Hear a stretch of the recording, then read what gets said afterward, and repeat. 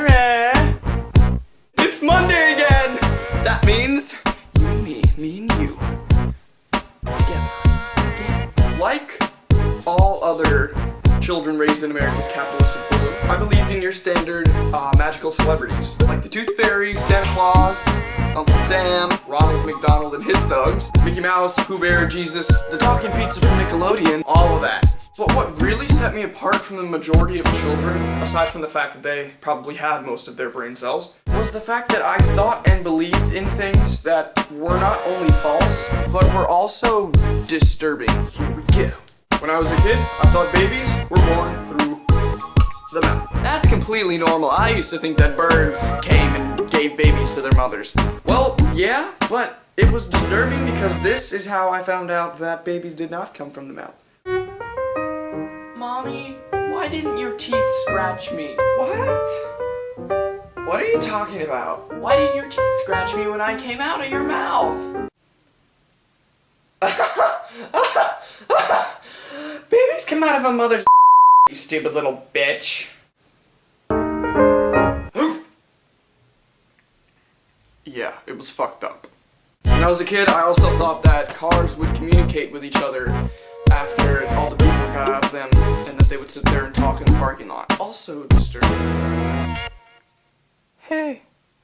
Hey, What's up? not much. Sitting here, waiting for my owner. Me too. Cool. Say, What? do you want to get a little taste of this compact 5-door action? Oh, hell yeah.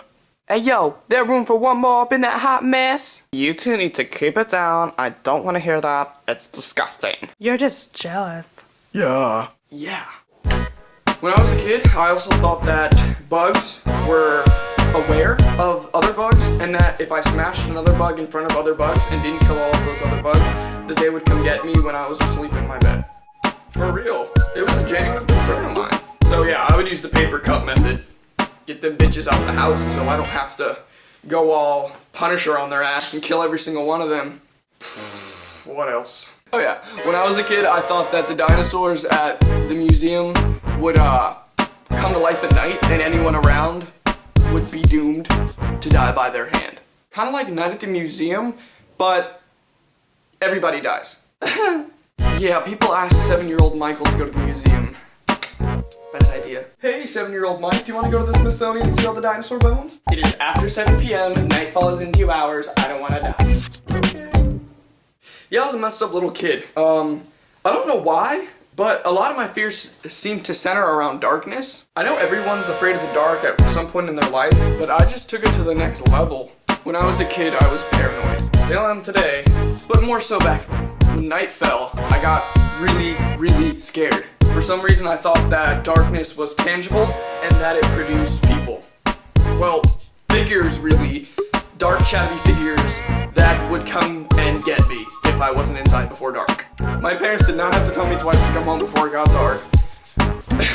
The sun would start to dip behind the tree line and I would be homeward bound. All my friends had the rule that they had to be home right after the streetlights came on, or even a little before that. So I would leave. I would start to go before the streetlights came on, and they would say, Mike, why are you going home? The streetlights aren't even on yet. Bitch, I don't want to die! There you have it. Another thing I believed as a kid was that there were monsters in my room. I genuinely believed that there were the dark, shadowy figures in my closet and under my bed. Again, a pretty normal thing to be afraid of. All kids think that there are monsters in their closets. All kids think that there are monsters under their bed. But I took it to the next level. I would sit up at night really, really scared, and regardless of the temperature, the time of year, what I was wearing, what I wasn't wearing, I would have my comforter on. I would have my thin sheet on, and then I would have my comforter on over that, and then I would tuck around the edges of my body, kind of like a mummy sleeping bags that you see in Sports Authority. I would make myself into one of those, and shit, ain't no mouse is gonna get me.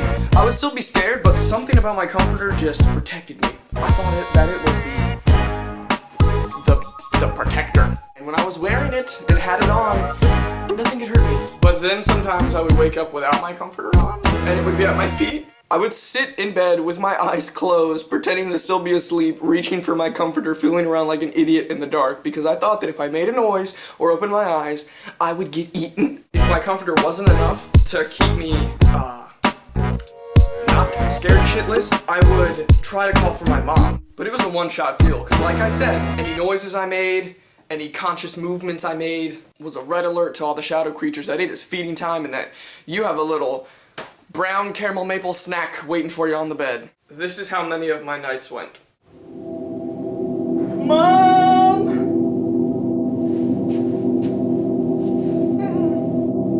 Just go back to bed, cover yourself up, and everything's gonna be okay. Okay? Okay! Pussy. It's not right. Yeah, I already said I was a paranoid kid, but I was just really anxious all the time when I was a kid. When I would be walking with my mom and sister holding hands in the parking lot, I would avoid cracks in the pavement. 'Cause you know that little, like, step on a crack and break your mother's back deal? In my mind, step on a crack and break your mother's back translated to, step on a crack and your mom's gonna die. So I would just like look like a retard in the parking lot, holding hands with my mom and sister like this.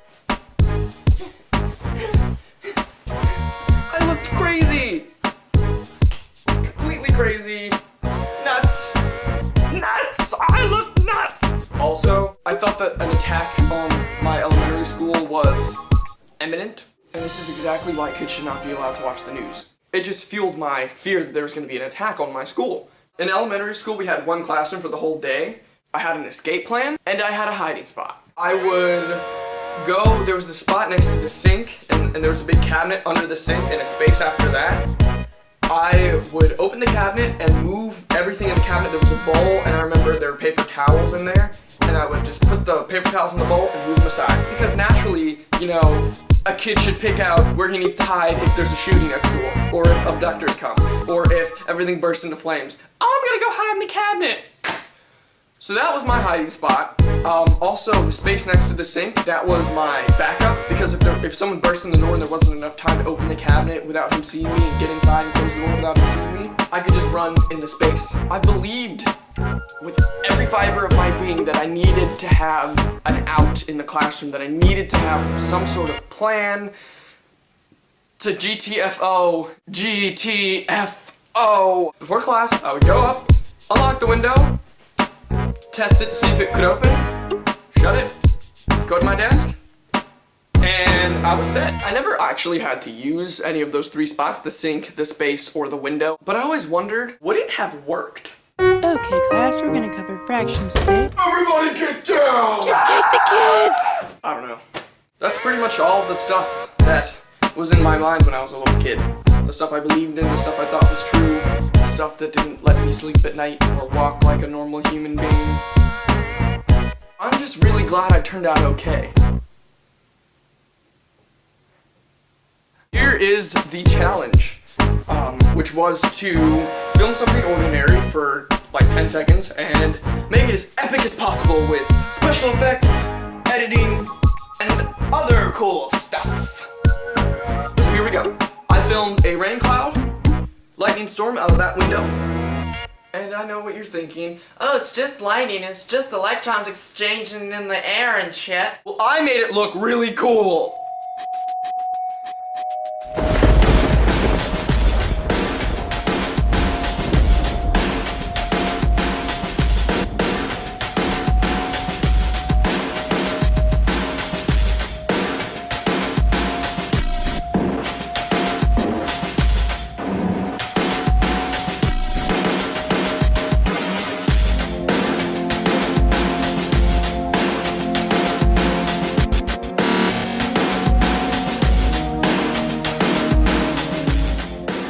Also, I'm not going to be at home again Monday. I get home Tuesday. That Tuesday after the Monday that you guys are going to see me next, I get home then. So next week's scenery is going to be a surprise. Aren't you excited? 'Cause I am. Alright guys, see you later.